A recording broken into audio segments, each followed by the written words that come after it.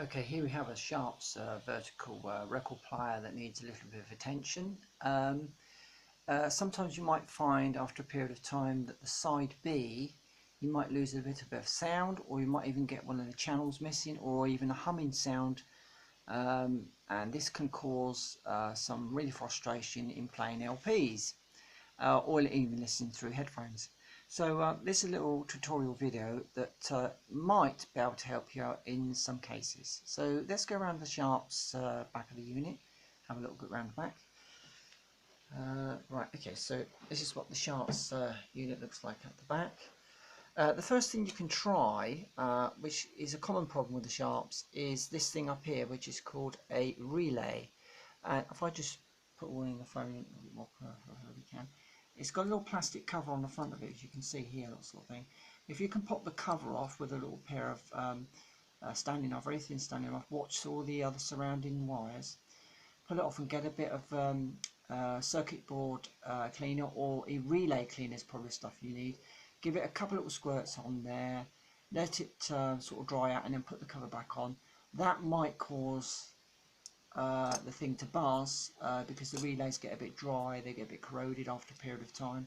Remember, these things are 35 years old, so they're going to need some sort of servicing at some point. So that's the first thing you can try.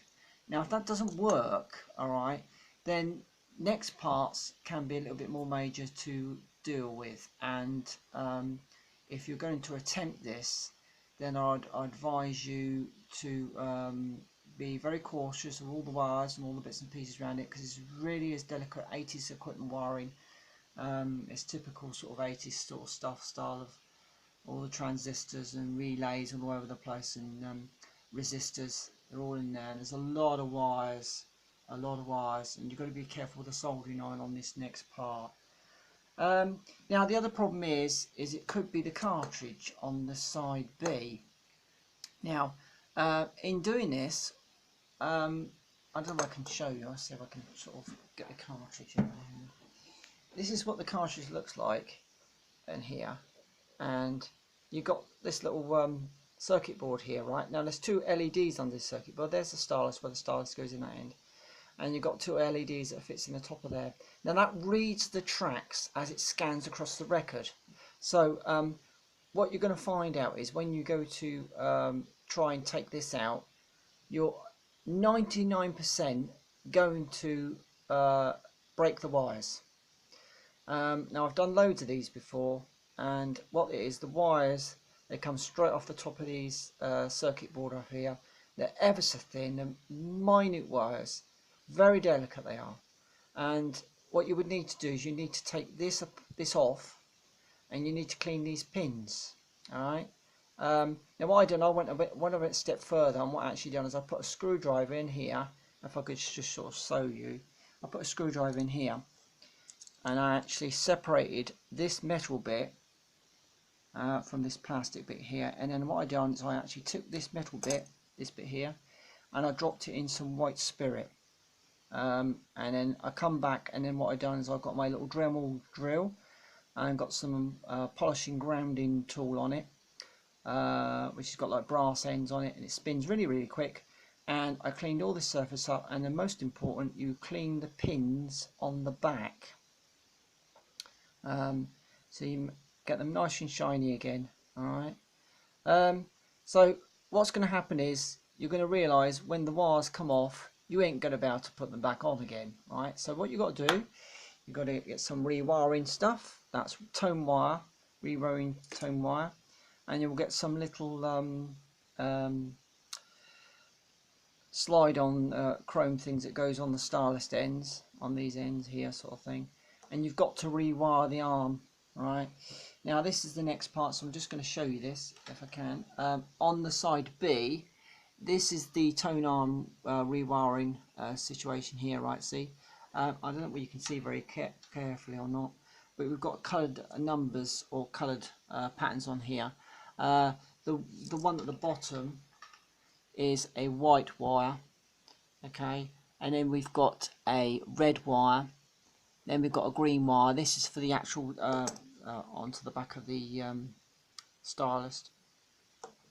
and then unfortunately you're going to be dealing with another three more wires. And if I seem to think they might be, let me just see if I can find my diagram. What have I done with that? I can't find it. But I think they're actually brown, black and yellow, and that's the ones that go on here. Brown, black and yellow. Now you're going to have to thread these new wires through down a little hole. I don't know if you can see it. I'll try and get the light over the top. Okay, you can see where the existing wires are coming round, can't you, here, right? Well, what you can do is thread wires down the hole. Don't break these wires off yet. Thread it down, right? So you've got the new wires. You can see I've got some new wires already threaded through here, down there. Let's see. There's thread. Now they're just the tone iron wires.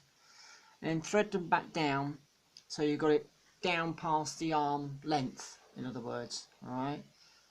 So if we can just show you that, if I just open the door up, as you can see, here are the tone arm wires. So see, I've labelled them. Obviously you will have to label these wires, because if you cross them over, you're in dead trouble, right?